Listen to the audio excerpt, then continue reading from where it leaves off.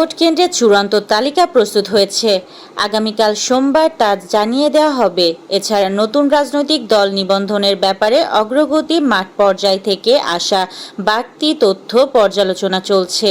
এই সপ্তাহের ভিতরে এটি চূড়ান্ত করা হবে বলে জানিয়েছে নির্বাচন কমিশনের ইসি সিনিয়র সচিব আক্তার আহমেদ। বিএনপির ভারপ্রাপ্ত চেয়ারম্যান তারেক রহমান আগামী নভেম্বর মাসের শেষ সপ্তাহে পবিত্র ওমরা পালনের জন্য লন্ডন থেকে সৌদি আরব যাবেন। ওমরা শেষ করেই তিনি দেশে ফিরতে পারেন বলে জানা গেছে। বিএনপির চেয়ারপারসন বেগম খালেদা জিয়া নিরাপত্তা বিষয়ক উপদেষ্টা মেজর জেনারেল ফজলে এলাহি আকবর রোববার এ বিষয়টি নিশ্চিত করেছেন। তিনি জানান, বিএনপির ভারপ্রাপ্ত চেয়ারম্যান তারেক রহমান নভেম্বর মাসের ২০ তারিখের আগে বা পরে ওমরা পালনের উদ্দেশ্যে সৌদি আরব যাবেন। বাংলাদেশ পাবলিক সার্ভিস কমিশনে ১৫ প্রস্তাব দিয়েছে জাতীয় নাগরিক পার্টি এনসিপি। রোববার দুপুরে সাংবিধানিক সংস্থাটির চেয়ারম্যানের সঙ্গে বৈঠক করে এসব প্রস্তাব দেন দলটির ৩ সদস্যের একটি প্রতিনিধি দল। প্রতিনিধি দলে ছিলেন এনসিপির দক্ষিণাঞ্চলের মুখ্য সংগঠক হাসনাত আবদুল্লাহ, যুগ্ম আহ্বায়ক মনিরা শারমিন ও যুগ্ম সদস্য সচিব মোহাম্মদ মিরাজ মিয়া।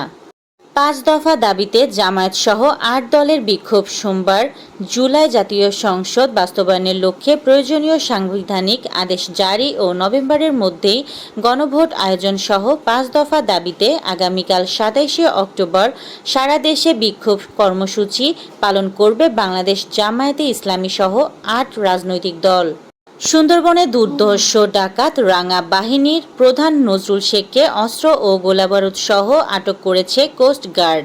কোস্টগার্ড জানায়, সুন্দরবনের কুখ্যাত ডাকাত রাঙা বাহিনীর সদস্যরা সুন্দরবনের শিবসা নদী সংলগ্ন কালাবগি এলাকায় অবস্থান করছে। এমন তথ্যের ভিত্তিতে রোববার সকাল ৬টায় কোস্টগার্ড বেইস মোংলা কর্তৃক উক্ত এলাকায় একটি বিশেষ অভিযান পরিচালনা করা হয়।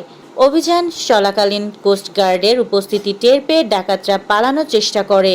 পরবর্তীতে অভিযানিক দল ধাওয়া করে সুন্দরবনের দুর্ধর্ষ ডাকাত রাঙা বাহিনীর প্রধানকে ২টি ১ নলা বন্দুক এবং ৬ রাউন্ড তাজা কার্তুজ সহ আটক করে।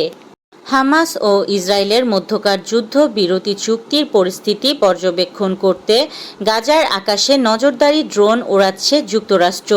যুক্তরাষ্ট্র ও ইসরায়েলের সামরিক কর্মকর্তাদের বরাতে গত শুক্রবার নিউ ইয়র্ক টাইমসে প্রতিবেদন প্রকাশ করেছে। মার্কিন যুক্তরাষ্ট্রের অন্যতম আলোচিত ও গুরুত্বপূর্ণ নির্বাচন হিসাবে বিবেচিত নিউ ইয়র্ক সিটির মেয়র পদে আগাম ভোট গ্রহণ শুরু হয়েছে। সাম্প্রতিক জরিপে জোহরান মামদানি উল্লেখযোগ্য ব্যবধানে এগিয়ে আছেন।